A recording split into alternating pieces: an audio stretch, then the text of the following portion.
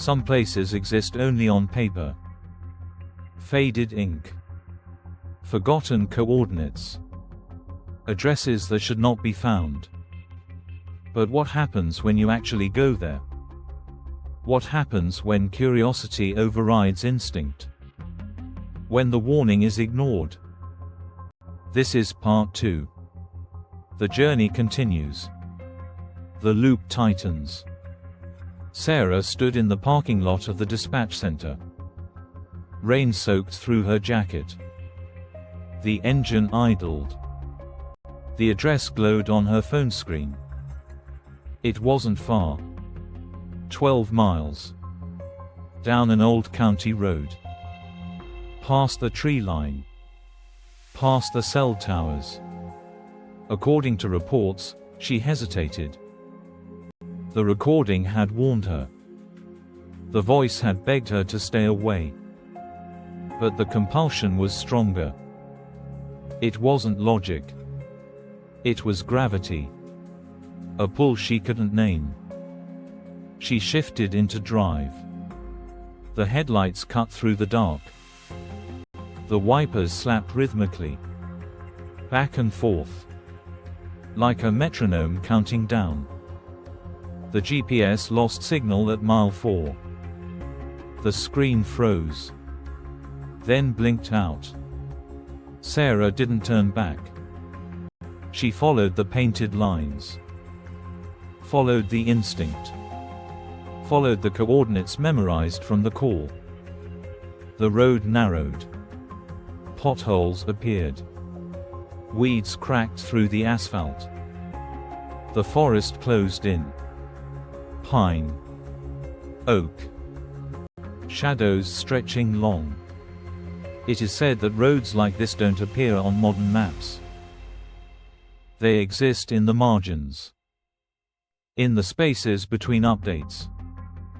In the blind spots of satellites. Sarah's hands gripped the wheel. Her breath fogged the glass. The temperature dropped. Not outside. Inside the car. At mile 10, the trees parted. The address appeared. It wasn't a house. Not exactly. A structure. Weathered wood. Peeling paint. A single porch light flickering. Yellow. Weak. Dying. Sarah killed the engine. The silence rushed in. Heavy. Thick. Waiting. She stepped out. The rain had stopped. The air smelled of wet earth. Of old paper. Of something metallic. Faint. Like copper. Like blood that had dried decades ago. She approached the door. No handle. Just a keyhole. Rusted. Dark. She reached into her pocket. Her fingers closed around cold metal. A key. She hadn't packed it. She hadn't brought it. It was just there. Resting against her thigh. As if it had always been there. Some witnesses claim objects appear when the timeline fractures. When past and present overlap. When the loop demands continuity. Sarah didn't question it. She inserted the key. Turned it. The lock clicked. The door swung inward. Inside, the air was still. Dust floated in the dim light. Furniture draped in white sheets. Like ghosts waiting to be unveiled. But it wasn't random. It was arranged. Deliberate.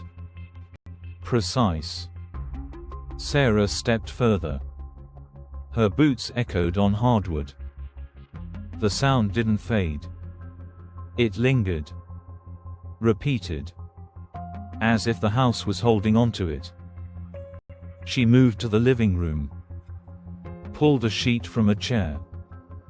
Underneath, A desk. Cluttered. Organized chaos. Papers. Stacks of them. Dated. Labeled. Chronological. She picked one up. The handwriting was hers. Not similar. Identical. The same slant. The same pressure. The same habit of crossing the sevens. But she hadn't written it. She was sure of that. The date at the top was 3 years ago.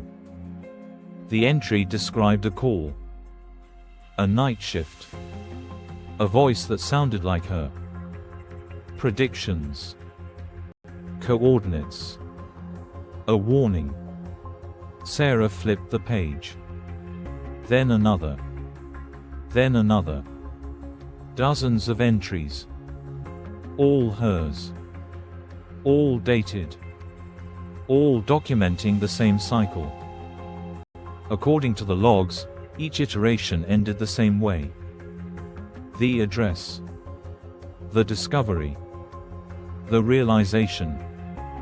The reset. Some researchers suggest that time isn't linear in certain locations. That gravity bends. That consciousness folds back on itself. That places can become anchors. Traps. Echo chambers for the mind. Sarah felt the walls closing in. Not physically. Psychologically. The weight of repetition. The exhaustion of knowing. She moved to the kitchen. Opened a drawer. Inside, our cassette recorder. Old. Analog. Heavy. She pressed play. Static. Then a voice. Hers. But older. Tired. Broken. If you're hearing this, you made it. You came to the address. You saw the logs. You know the truth. The voice paused. Breathing. Shallow. Ragged. The loop isn't a curse. It's a mechanism. A correction. Every time you answer, you reset the cycle. Every time you run, you fracture it. But the fracture heals. It always heals. Sarah's hands trembled. She gripped the counter. Knuckles white. The tape continued. I tried to leave. I packed a bag. I drove past the county line. But the road curved. The signs repeated. The mileage didn't change. I ended up back here. Always back here. The cost of leaving was counted in missed shifts. In drained savings. In a life quietly spent waiting for a dawn that never came. Sarah understood. The financial drain. The emotional erosion. The slow bankruptcy of a soul trapped in repetition. Some say the price of breaking a cycle is higher than staying in it. The tape clicked. Side 2. This is where it changes. This is where you choose. Do you stay and document? Or do you run and forget? Warning, forgetting doesn't erase. It delays. The call will come again. The voice will return. And you will answer. You always answer. The recording ended. Silence returned.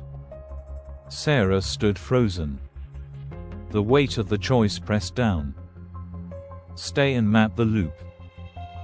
Or run and pretend it never happened.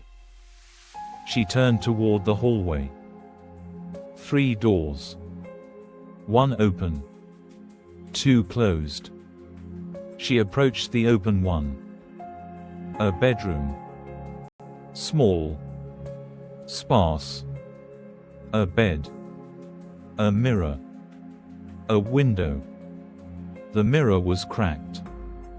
A single fracture running diagonally, like a lightning bolt frozen in glass. Sarah stepped closer, looked into the reflection. Her face stared back. Pale. Tired. Eyes wide. But the reflection didn't blink when she did. It held her gaze. Then smiled. A faint, sorrowful curve of the lips. Sarah stumbled back. Her breath caught. She rubbed her eyes. Looked again. The reflection was normal. Just her. Just fear. Just exhaustion. Some claim mirrors in loop spaces don't reflect reality. They reflect probability. They show what could be. What was. What is waiting. Sarah turned away. Walked to the window. Pulled back the curtain. Outside, the woods were dark. Still. But something moved. A figure. Standing at the tree line. Tall. Motionless. Facing the house. Sarah's pulse spiked. She stepped closer. Squinted. The figure raised a hand. Pointed. Not at her. At the sky. She looked up. Clouds parted. Moonlight spilled through. Silver. Cold. Illuminating. When she looked back down, the figure was gone. Only footprints remained, leading away from the trees. Toward the road. Toward her car. Sarah's mind raced. Was it a previous iteration? A guardian? A warning? Or just a trick of the light? A manifestation of stress? She didn't know. She couldn't know. The data was incomplete. The pattern was fragmented. She moved to the second door. Closed. Locked. She tried the handle. Solid. Unyielding. She knocked. Once. Twice. From inside, a sound. Faint. Rhythmic. Tapping. Like fingers on wood. Like a code. Sarah stepped back. The tapping stopped. Silence returned. She didn't open it. Some doors aren't meant to be opened. Some rooms hold truths that shatter the mind. She moved to the third door. Also closed. Also locked. But this one had a note taped to the wood. Yellowed. Faded. Handwritten. It read, "Do not enter. The frequency is unstable. The signal is strong. You are not ready." Sarah's breath hitched. Frequency. Signal. Words from the call. Words from the broadcast. She reached for the note. Pulled it free. Underneath, a keyhole. Smaller. Different. She didn't have a key. She knew that. But her hand drifted to her pocket anyway. Fingers brushed metal. Cold. Heavy. Another key. She hadn't brought it. It wasn't there before. But it was there now. The loop provides. The loop demands. The loop completes. Sarah inserted the key. Turned it. The lock clicked. The door creaked open. Inside, darkness. Thick. Absolute. No windows. No light. Just void. She stepped forward. 1 foot. Then another. The floor changed. Wood to concrete. Cold. Damp. The air shifted. Stale. Metallic. Charged. Like before a storm. Like before a transmission. She reached out. Her fingers brushed a wall. Smooth. Cold. Metal. She followed it. Left. Right. Around. The room was circular. Windowless. Doorless. Now that it was closed behind her. In the center, a chair. Facing a console. Old equipment. Dials. Switches. Antennas. Copper wire. Glowing tubes. And on the console, a phone. Rotary. Black. Heavy. It wasn't ringing. But the receiver was off the hook. Resting on the edge. Sarah approached. Slowly. Deliberately. She looked at the console. Papers scattered. Logs. Schematics. Frequencies. One page stood out. Laminated. Preserved.